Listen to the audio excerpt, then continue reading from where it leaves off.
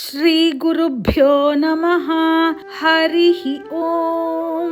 ವಿಷ್ಣು ಸಹಸ್ರನಾಮದಲ್ಲಿ 4ನೆಯ ತಿರುನಾಮ ಭೂತ ಭವ್ಯ ಭವತ್ ಪ್ರಭು ಅಂತ. ಇದರ ವಿವರಣೆಯನ್ನು ಒಂದು ಕಥೆಯ ಮೂಲಕ ತಿಳಿದುಕೊಳ್ಳೋಣ. ರೋಮಸರು ಅಂತ ಒಬ್ಬರು ಋಷಿ. ಅವರಿಗೆ ಏಕೆ ರೋಮಸ ಎನ್ನುವ ಹೆಸರು ಬಂತು ಅಂದ್ರೆ, ಅವರ ಮೈ ಪೂರ ಕರಡಿಯ ಹಾಗೆ ರೋಮಗಳಿಂದ ಅಂದ್ರೆ ಕೂದಲುಗಳಿಂದ ಕೂಡಿತ್ತು. ರೋಮದಿಂದ ಕೂಡಿದ ಮೈ ಇದ್ದುದರಿಂದ ರೋಮಸ ಅಂತ ಹೆಸರು. ಋಷಿ ಮುನಿ ಆದ್ದರಿಂದ ಗೌರವದಿಂದ ರೋಮಸರು ಅಂತ ಎಲ್ಲರೂ ಕರೆಯುತ್ತಿದ್ದರು ಅವರನ್ನು. ಈ ರೋಮಸರಿಗೆ ಜ್ಯೋತಿಷ್ಯದಲ್ಲಿ ಹೆಚ್ಚು ಆಸಕ್ತಿ. ಒಂದು ಸಲ ಅವರು ಜ್ಯೋತಿಷ್ಯರ ಬಳಿ ಹೋಗುತ್ತಾರೆ. ಜ್ಯೋತಿಷ್ಯರ ಬಳಿ ಹೋಗಿ ಕೇಳುತ್ತಾರೆ, ನನಗೆ ಬ್ರಹ್ಮನಿಗಿಂತ ಹೆಚ್ಚು ಆಯಸ್ಸು ಬೇಕು ಅಂತ. ಜ್ಯೋತಿಷಿಗಳು ಹೇಳ್ತಾರೆ, ನೀವು ಏನು ಕೇಳ್ತಾ ಇದ್ದೀರಾ ಅಂತ ನಿಮಗೆ ತಿಳಿದಿದೆಯಾ? ಬ್ರಹ್ಮನ ಆಯಸ್ಸಿಗಿಂತ ಜಾಸ್ತಿ ಬೇಕು ಅಂದ್ರೆ ಅದು ಹೇಗೆ ಸಾಧ್ಯ? ಬ್ರಹ್ಮನ ಆಯಸ್ಸು ಅಂದರೆ ಭೂಮಿಯಲ್ಲಿ 2000 ಚತುರ್ಯುಗಗಳು ಕಳೆಯಬೇಕು. ಆಗ ಬ್ರಹ್ಮನಿಗೆ ಒಂದೇ ಒಂದು ದಿವಸ ಕಳೆಯುತ್ತೆ ಅಷ್ಟೇ. ಚತುರ್ಯುಗ ಅಂದ್ರೆ ಸತ್ಯಯುಗ, ತ್ರೇತಾಯುಗ, ದ್ವಾಪರ ಯುಗ, ಕಲಿಯುಗ. ಈ 4 ಯುಗಗಳನ್ನ ಚತುರ್ಯುಗ ಅಂತಾರೆ ಅನ್ನೋದು ನಮಗೆ ತಿಳಿದೇ ಇದೆ. ಕಲಿಯುಗ ಕಳೆದ ಮೇಲೆ ಪ್ರಳಯವಾಗಿ ಪ್ರಪಂಚವೆಲ್ಲ ಅಳಿಸಿ ಹೋಗಿ ಮತ್ತೆ ಹೊಸದಾಗಿ ಸತ್ಯಯುಗ ಶುರುವಾಗತ್ತೆ. ಮತ್ತೆ ತ್ರೇತಾಯುಗ, ದ್ವಾಪರ ಯುಗ, ಕಲಿಯುಗ, ಹೀಗೆ ಈ ರೀತಿ 2000 ಸಲ ಚತುರ್ಯುಗಗಳು ಕಳೆದರೆ ಬ್ರಹ್ಮನಿಗೆ ಒಂದು ದಿನ ಅಂತ ಲೆಕ್ಕ. ಬ್ರಹ್ಮನಿಗೆ ಒಟ್ಟು 100 ವರ್ಷ ಆಯಸ್ಸು, 100 ಇಯರ್ಸ್. ಬ್ರಹ್ಮನಿಗಿಂತ ಹೆಚ್ಚು ಆಯಸ್ಸು ಬೇಕು ಅನ್ನುತ್ತೀಯಲ್ಲ, ಇದು ಅತಿ ಆಸೆ ಅಲ್ಲವೇ ಅಂತ ಜ್ಯೋತಿಷ್ಯರು ಹೇಳ್ತಾ ಇದ್ದಾರೆ ಈಗ ರೋಮಸರಿಗೆ. ನಮ್ಮ ಭಾರತದಲ್ಲಿಯೇ 108 ದಿವ್ಯ ದೇವಸ್ಥಾನಗಳು ಇವೆ. ಅಲ್ಲೆಲ್ಲ ಭಗವಂತ ಅವತರಿಸಿ ಪವಾಡಗಳನ್ನು ಮಾಡಿ ಆ ದೇವಸ್ಥಾನಗಳೆಲ್ಲ ದಿವ್ಯ ದೇಶ ಅಂತಾನೆ ಪ್ರಸಿದ್ಧಿ ಪಡೆದಿವೆ. ಉದಾಹರಣೆಗೆ ಹೇಳೋದಾದರೆ ಅಂತಹ 108 ದಿವ್ಯ ದೇಶಗಳಲ್ಲಿ ತಿರುಮಲ ತಿರುಪತಿ ಕೂಡ ಒಂದು. ಅದಕ್ಕೆ ರೋಮಸರು ಹೇಳ್ತಾರೆ, ಇಲ್ಲ ಸ್ವಾಮಿ, ಈ ಭೂಮಿಯಲ್ಲಿರುವ ಎಲ್ಲಾ ದಿವ್ಯ ದೇಶಗಳನ್ನು ಭೇಟಿ ಮಾಡಿ ನಮಸ್ಕರಿಸಬೇಕು ಅಂತ ಹೇಳುತ್ತಾರೆ. ದಿವ್ಯ ದೇಶದ ಟೂರ್ ಅಂತ ನಾವು ಹೋಗುವುದು ಉಂಟು. ದಿವ್ಯ ದೇಶದ ಹೆಸರುಗಳ ಪಟ್ಟಿಯನ್ನ ಇಟ್ಟುಕೊಂಡು ಈ ಊರಿನ ದಿವ್ಯ ದೇಶ ನೋಡಿ ಮುಗಿಸಿ ಆಯ್ತು, ಇದನ್ನ ಟಿಕ್ ಮಾಡೋಣ. ಈ ದಿವ್ಯ ದೇಶವನ್ನು ನೋಡಾಯ್ತು, ಇದನ್ನು ಕೂಡ ಟಿಕ್ ಮಾಡೋಣ ಅಂತ ಲೆಕ್ಕ ಹಾಕಿಕೊಂಡು 108 ದಿವ್ಯ ದೇಶಗಳಲ್ಲಿ ನಾವು ಈಗಾಗಲೇ 97 ನೋಡಿ ಆಯ್ತು ಅಂತ ಬರಿಯ ಲೆಕ್ಕಕ್ಕೋಸ್ಕರ ದಿವ್ಯ ದೇಶಗಳನ್ನು ಸುತ್ತುವುದು, ಕೈ ಮುಗಿಯುವುದು ಅಲ್ಲ. ರೋಮಸರು ಹೇಳ್ತಾರೆ, ಒಂದೊಂದು ದಿವ್ಯ ದೇಶದಲ್ಲಿಯೂ ಒಂದೊಂದು ಉತ್ಸವ ನಡೆಯುತ್ತಲೇ ಇರುತ್ತವೆ. ಉತ್ಸವವನ್ನು ನೋಡಿ ಒಂದು ಸಲ ನಮಸ್ಕಾರ ಮಾಡಿದರೆ ಸಾಲದು. ಭಾನುವಾರ, ಸೋಮವಾರ, ಮಂಗಳವಾರ ಅಂತ 7 ದಿನಗಳು ಒಂದೊಂದು ಅಲಂಕಾರದಲ್ಲಿ ಅದ್ಭುತವಾಗಿರುವ ಭಗವಂತನನ್ನು ಮತ್ತೆ ಮತ್ತೆ ದರ್ಶನ ಮಾಡಬೇಕು.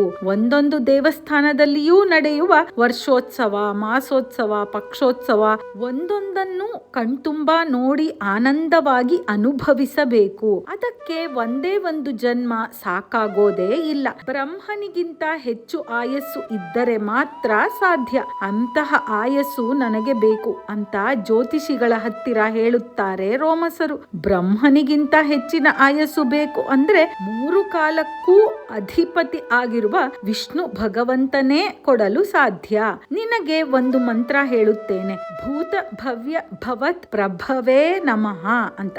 ಇದನ್ನು ಪ್ರತಿದಿನವೂ ಯಾವಾಗಲೂ ಹೇಳುತ್ತಾ ಇರು ಅಂತ ಹೇಳುತ್ತಾರೆ ಜ್ಯೋತಿಷ್ಯರು. ಇದರ ಅರ್ಥ ಏನು ಅಂತ ರೋಮಸರು ಕೇಳ್ತಾರೆ. ಭೂತ ಅಂದರೆ ಕಳೆದು ಹೋದ ಕಾಲ, ಭವ್ಯ ಅಂದರೆ ವರ್ತಮಾನ ಕಾಲ, ಭವತ್ ಎಂದರೆ ಭವಿಷ್ಯತ್ ಕಾಲ, ಪಾಸ್ಟ್, ಪ್ರೆಸೆಂಟ್ ಅಂಡ್ ಫ್ಯೂಚರ್. ನಿನ್ನೆ, ಇಂದು, ನಾಳೆ 3 ಕಾಲಕ್ಕೂ ಯಾರು ಅಧಿಪತಿಯೋ ಈ ಕಾಲವನ್ನು ಮೀರಿಸಿ ಈ ವರವನ್ನು ಕೊಡಲು ಅವನಿಂದಲೇ ಸಾಧ್ಯ ಅಂತ ಹೇಳುತ್ತಾರೆ ಜ್ಯೋತಿಷ್ಯರು. ಈಗ ರೋಮಸ ಮುನಿಗಳು ನಿರಂತರವಾಗಿ ಭೂತ ಭವ್ಯ ಭವತ್ ಪ್ರಭವೇ ನಮಃ, ಭೂತ ಭವ್ಯ ಭವತ್ ಪ್ರಭವೇ ನಮಃ ಅಂತ ಹೇಳುತ್ತಲೇ ಇರುತ್ತಾರೆ. ಏನೇ ಕೆಲಸ ಮಾಡುತ್ತಿದ್ದರೂ ಇದೇ ಜಪವನ್ನು ಮಾಡುತ್ತಲೇ ಇರುತ್ತಾರೆ. ರೋಮಸರ ಭಕ್ತಿ ಶ್ರದ್ಧೆಗೆ ಮೆಚ್ಚಿ ಭಗವಂತನೇ ಪ್ರತ್ಯಕ್ಷನಾಗಿ ಬಂದು ನಿನಗೆ ಏನು ಬೇಕಪ್ಪ ಅಂತ ಕೇಳುವಾಗ ರೋಮಸರು ಬ್ರಹ್ಮನಿಗಿಂತ ಹೆಚ್ಚು ಆಯಸ್ಸು ಬೇಕು ಅಂತ ಕೇಳಿಕೊಳ್ಳುತ್ತಾರೆ. ದಿವ್ಯ ದೇಶಗಳಾದ ಎಲ್ಲಾ ದೇವಸ್ಥಾನಗಳಲ್ಲಿಯೂ ನಿನ್ನ ದರ್ಶನ ಮಾಡಿ ನಿನ್ನ ಉತ್ಸವಗಳನ್ನು ನಾನು ಕಣ್ಣಾರೆ ನೋಡಿ ಆನಂದವನ್ನು ಅನುಭವಿಸಬೇಕು. ಮೋಕ್ಷ ಅನ್ನುವುದು ಬೇಕಾದರೆ ಆಮೇಲೆ ಬರಲಿ ಅಂತ. ಈ ಭೂಮಿಯಲ್ಲಿ ಹುಟ್ಟಿರುವುದಕ್ಕೆ ಎಲ್ಲಾ ದಿವ್ಯ ದೇಶಗಳಲ್ಲಿಯೂ ನಿನ್ನನ್ನು ಕಂಡು ಆನಂದವನ್ನು ಅನುಭವಿಸುವ ಆಸೆ ನನಗೆ ಅಂತ ರೋಮಸರು ಕೇಳಿಕೊಳ್ಳುತ್ತಾರೆ. ಅದಕ್ಕೆ ಭಗವಂತ ಹೇಳುತ್ತಾನೆ, ರೋಮಸ, ನಿನಗೆ ಕರಡಿಯಂತೆ ಮೈಯೆಲ್ಲ ಕೂದಲುಗಳು. ಬ್ರಹ್ಮನ ಒಂದು ಆಯಸ್ಸು ಮುಗಿದರೆ ನಿನ್ನ ಮೈ ಮೇಲಿರುವ ಕೂದಲಿನಲ್ಲಿ ಒಂದೇ ಒಂದು ಕೂದಲು ಕೆಳಗೆ ಉದುರುತ್ತದೆ. ಹಾಗೆಯೇ ನಿನ್ನ ಮೈ ಮೇಲಿನ ಎಲ್ಲಾ ಕೂದಲುಗಳೂ ಉದುರುವ ತನಕ ನೀನು ಬದುಕಿರುವೆ ಅಂತ ಹೀಗೆ ಆಶೀರ್ವಾದವನ್ನು ಮಾಡುತ್ತಾ ರೋಮಸನಿಗೆ ದೀರ್ಘಾಯಸ್ಸಿನ ಆಯುಷ್ಯ ಕೊಟ್ಟ ಭಗವಂತ. 2000 ಚತುರ್ಯುಗ ಅಂದ್ರೆ ಬ್ರಹ್ಮನ ಒಂದು ದಿನ. ಈ ರೀತಿ ಬ್ರಹ್ಮನಿಗೆ 100 ವರ್ಷ ಆಯಸ್ಸು. ಅವನ ಒಂದು ಆಯಸ್ಸು ಮುಗಿದಾಗ ಇವನ ಒಂದು ರೋಮ ಕೆಳಗೆ ಬೀಳುತ್ತೆ. ಅಂದ್ರೆ ಇವನ ಆಯಸ್ಸು ಎಷ್ಟು ಅಂತ ಲೆಕ್ಕ ಹಾಕುವುದು ಅಸಾಧ್ಯ.